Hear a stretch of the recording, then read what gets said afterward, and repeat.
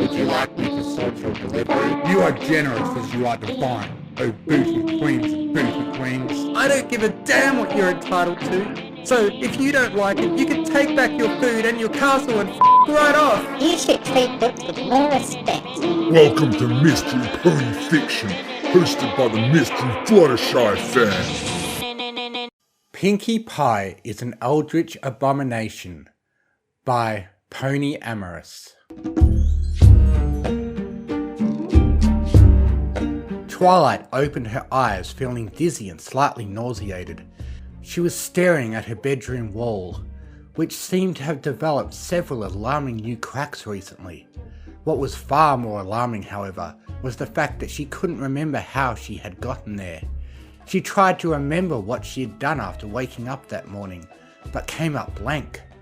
Turning around, she noticed an unfamiliar-looking journal lying on the floor.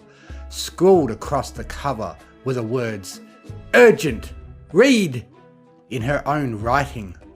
Slowly, Twilight levitated the mysterious journal over to the side of her bed, where she took a seat and opened to the first page.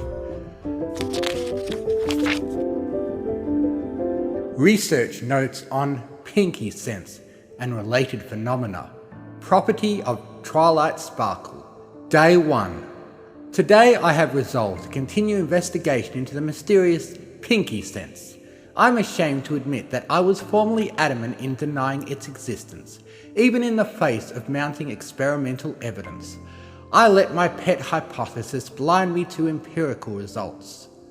As a scientist, I should have known better.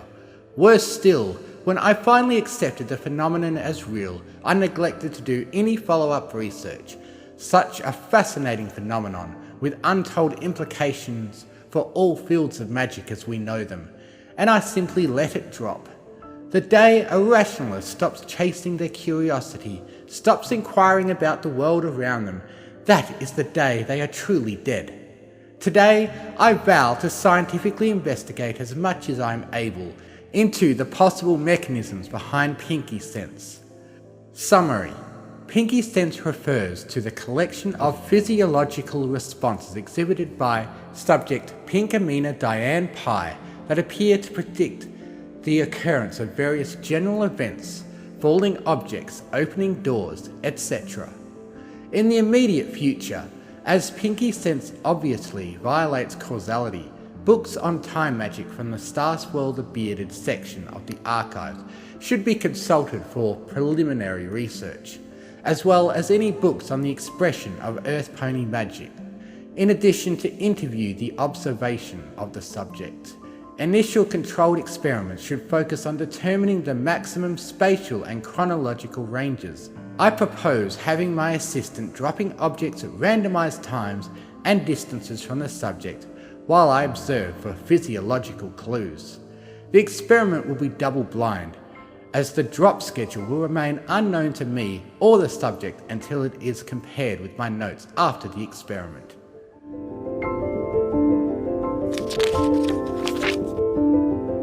Day 7. Progress has been frustratingly slow. The archives provided no useful information that would help with my investigation. I had briefly theorized that the occurrence of a triggering event causes some part of the body to emit tachyons that are then detected somehow by Pinkie in the past, resulting in the physiological responses. One or more organs must act as some kind of transmitter/receiver. I would set to work calibrating a spell to try and detect tachyons, but I have not been able to reliably trigger the phenomenon. Attempts to recreate conditions in the laboratory completely failed. Not a single positive result was observed. If reactions are only triggered by genuinely accidental events, experimentation will be very difficult, though perhaps not impossible. It also raises another question as to how intent could possibly be detected. When asked why she thought the experiment had failed, Pinkie said, "Well, duh, 'cause then it wouldn't be funny." I ignored the statement at the time, but now I think I should follow up and ask her exactly what she meant by that.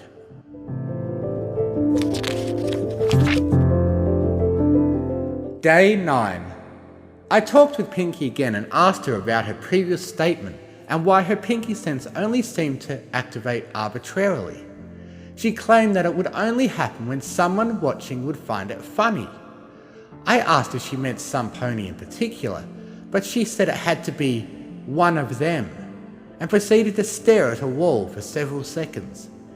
When I asked what she was looking at, she said, "The fourth wall." I'm not sure what to make of any of this, but it's probably just Pinkie being Pinkie.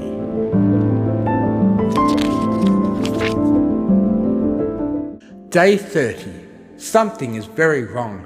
There is some kind of force that doesn't want me to continue this investigation and is affecting my thinking. Looking back at my previous entry, I'm shocked. Just Pinkie being Pinkie? That's not an acceptable answer. Not like me at all, and yet it has become typical. Whenever I notice a small problem or inconsistency, I feel a small pressure on my mind, a compulsion to turn away from the cognitive dissonance and think about something else. At first I thought I was just being lazy, but it has become too common lately, and I've noticed its effect on others as well, when Pinkie somehow arrives at a destination before Rainbow Dash does. Even when flying full speed, even Dash dismisses it as just Pinkie being Pinkie. It was almost 3 weeks ago when I refused to let my mind be turned aside one night. I fell asleep, and the next morning I'd completely forgotten all about my research. It is only now, while I fortuitously found this journal again, that my memories came flooding back to me. I'm starting to work immediately on possible countermeasures to mind-affecting magic. In the meantime, it is very much possible that I will continue to forget each night. I have added the large text to the cover of this journal and will leave it nearby where I will be forced to see it in the morning. In addition, I have added all the security and protection spells I can think of, in case this force has physical agents that would steal or destroy this journal.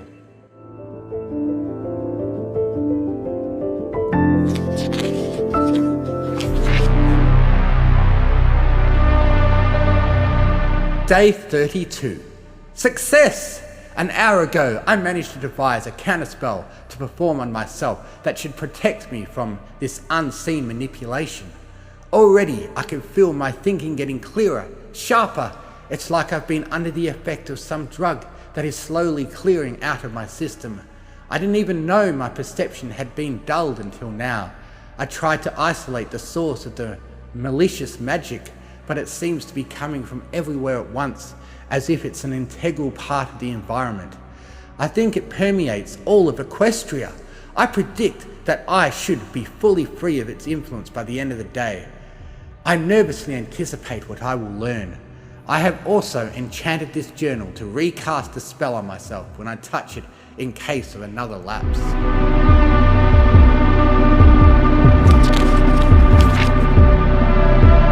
Day 33. I don't know what Pinkie is, but that thing is not a pony. I can't believe the things I've never noticed before.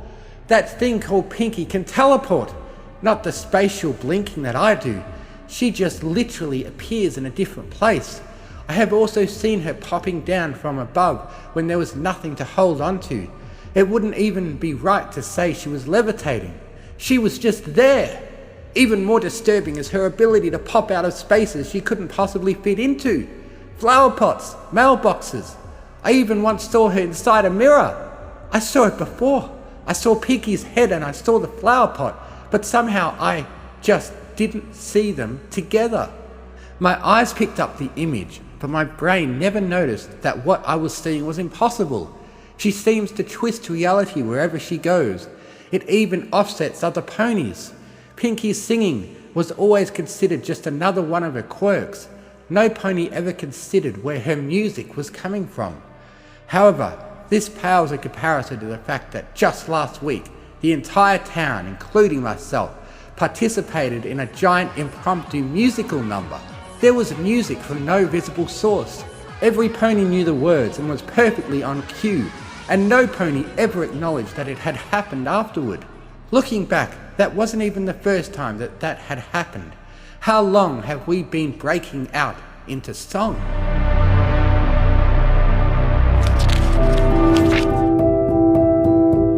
Day 34. I can barely keep a grip on my quill as I write this after what I saw today. I decided to go see it today. That ever-smiling thing that pretends to be a pony. I found it staring at what it called the fourth wall again. I asked it what it was looking at, and it simply said, the audience. I looked at the blank wall it was staring at and thought I could almost see something. Focusing harder, I saw a small flicker. It wasn't just the wall, it was the air in front of and around it.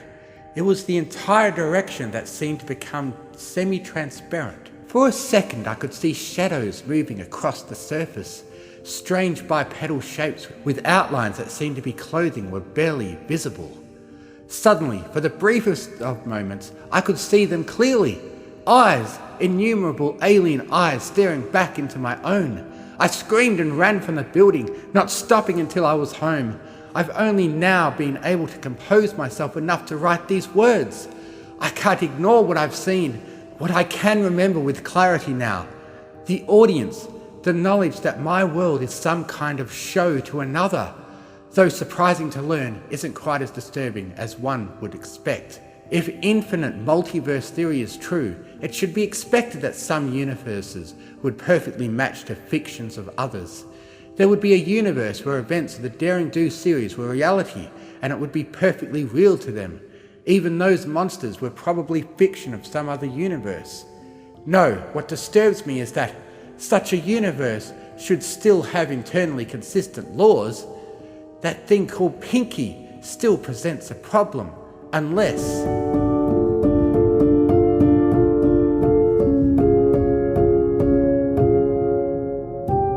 The text ended suddenly. Twilight had stopped writing when she had realized the truth.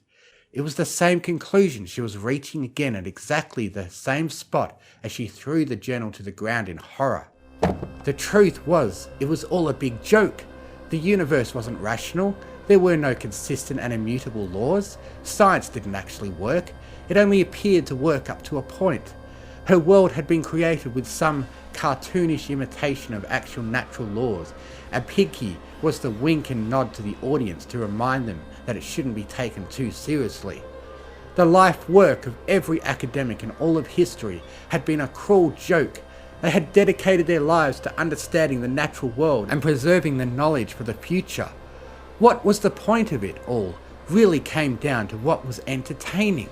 She thought back to the years she had spent studying astronomy, magic, every other field of science. It had all been a lie, and beings in another universe were laughing at her adorably naive attempts to understand the world around her. Twilight turned and slammed a hoof into the nearby wall, adding another crack to its surface.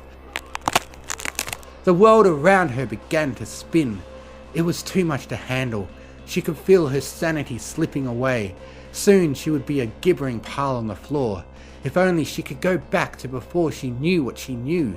Back to having fun with her friends and studying magic and friendship. A desperate idea crossed her mind. She could wipe her memory, purge everything she read in the accursed journal. But she had to do it now, while she still clung to enough of her sanity to cast the spell. Closing her eyes and summoning magic to her horn, everything flashed white.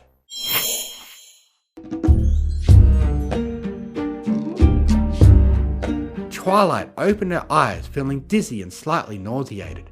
She was staring at her bedroom wall, which seemed to have developed several alarming new cracks recently. What was far more alarming, however, was the fact that she couldn't remember how she had gotten there.